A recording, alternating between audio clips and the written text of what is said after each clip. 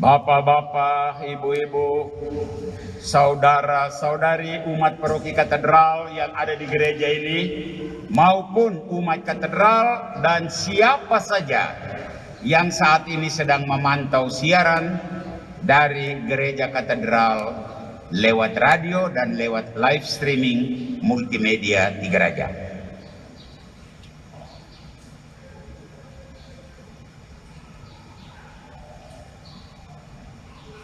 Ada beberapa pokok pikiran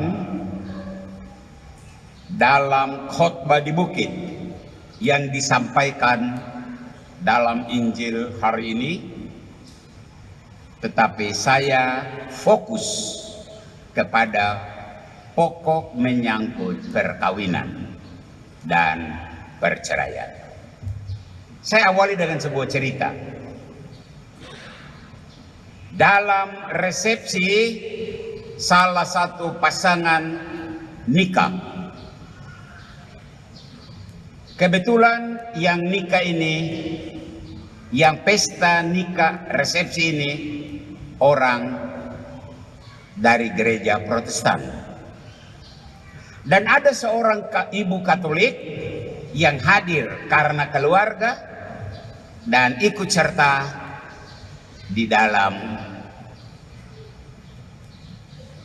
pesta resepsi itu. Dan mohon dengar cerita dua ibu ini. Ibu yang Katolik bertanya, sobat, Bapak itu sudah pernah menikah toh? Baru kenapa sekarang dia nikah lagi? Dan teman yang Protestan bilang, dorong sudah cerai. Dan Katolik menimpal, kok bisa? Orang Kristen bisa cerai? Dan dasar orang Protestan hafal Alkitab di luar kepala. Dan keluarlah kalimat yang ada di dalam, kita dengar dalam Injil pagi ini. Barang siapa menceraikan istrinya kecuali karena zina, ia membuat istrinya berzina.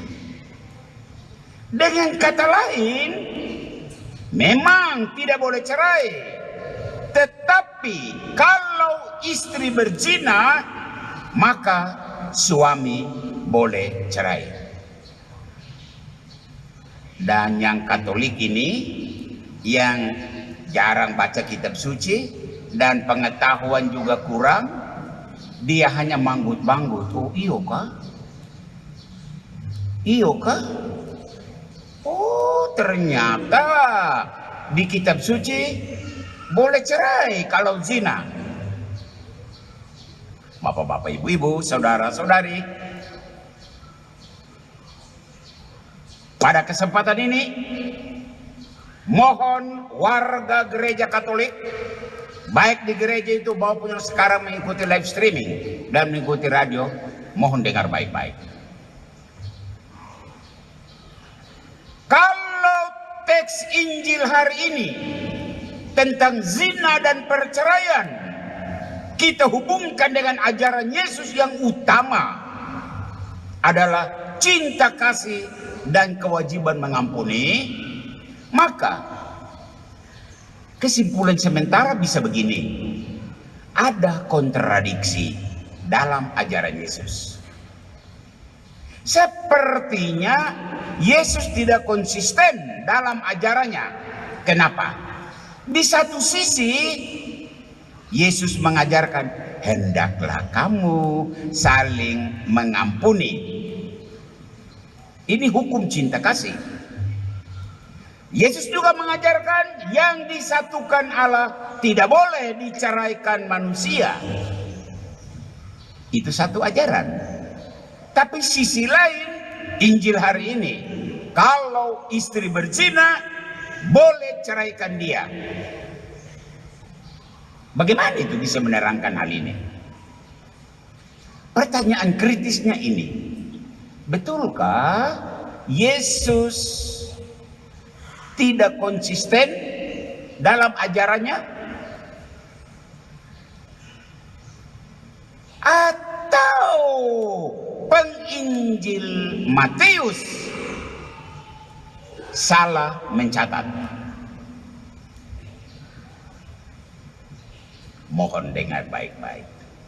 Pada kesempatan khotbah ini saya sedikit menyampaikan sedikit pelajaran. Mari kita masuk di wilayah ilmu tafsir kitab suci, eksegese, menurut ajaran gereja Katolik. Kita tahu ada 4 pengarang Injil, bukan? Matius, Markus, Lukas, Yohanes. Oke? Yohanes itu sendiri lain dalam tulisannya. Tetapi Matius, Markus, Lukas ada kesamaan-kesamaan dan ada perbedaan-perbedaan. Dalam ilmu eksegese, ilmu tafsir kitab suci, 3 Injil itu disebut Injil sinoptik. Karena sekali pandang ada kesamaan dan ada perbedaan. Nah, mari kita masuk lebih jauh. Ketiga Injil, Matius, Markus, Lukas, mencatat hal yang sama. Apa? Tidak boleh cerai. Bisa baca dalam Injil Matius 5:32, Markus 10:9, dan Lukas 16:18. Tidak boleh cerai. Hanya, sekali lagi, hanya Matius mencatat hal yang berbeda. Tidak boleh cerai, betul, kecuali istri berzina. Matius 5:32.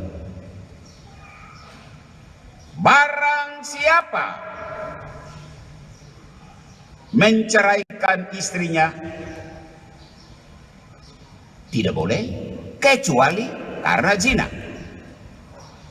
Bagaimana kita memahami hal ini? Umat yang terkasih, mengapa Matius sendiri berbeda dengan Markus dan Lukas? Ini penjelasannya. Dan mohon dengar baik-baik, khususnya ibu yang tadi hadir resepsi pernikahan itu, supaya jangan manggut saja terhadap hal yang salah. Kau Katolik toh? Kau harus hadir dengan pengajaran gereja Katolik. Maka dengar, ibu dengar.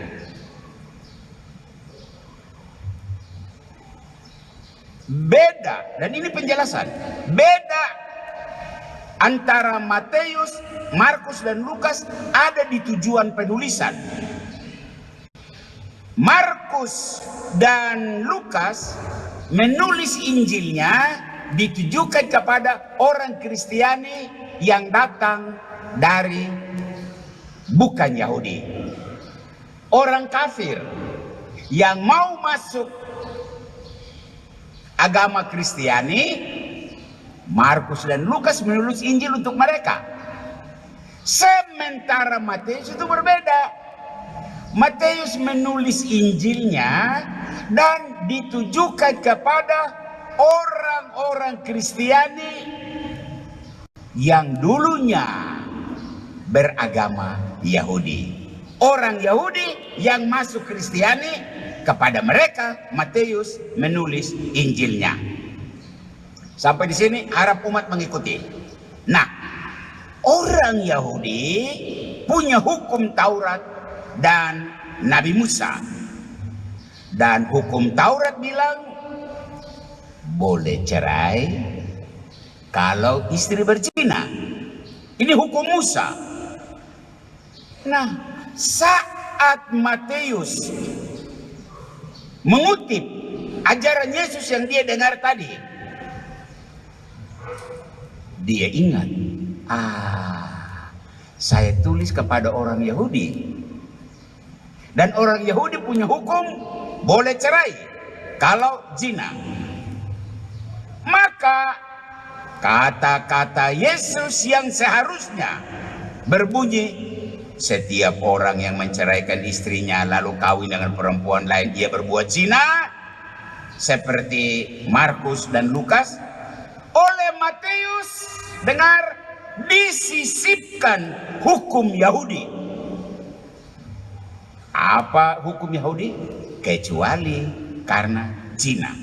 Sehingga dalam Injil Matius bunyi kalimat seakan-akan Yesus bersabda, barang siapa menceraikan istrinya kecuali karena zina, ia membuat istrinya berzina.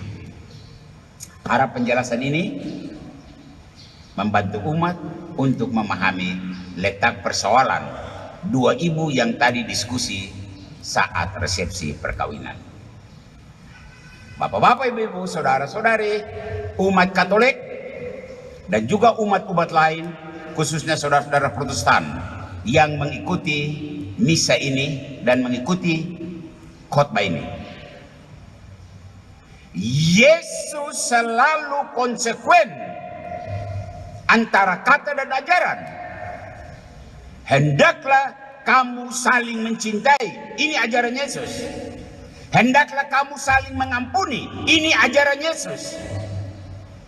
Maka adalah aneh kalau tiba-tiba Yesus mengajarkan kalau istri berzina, kok usir dia.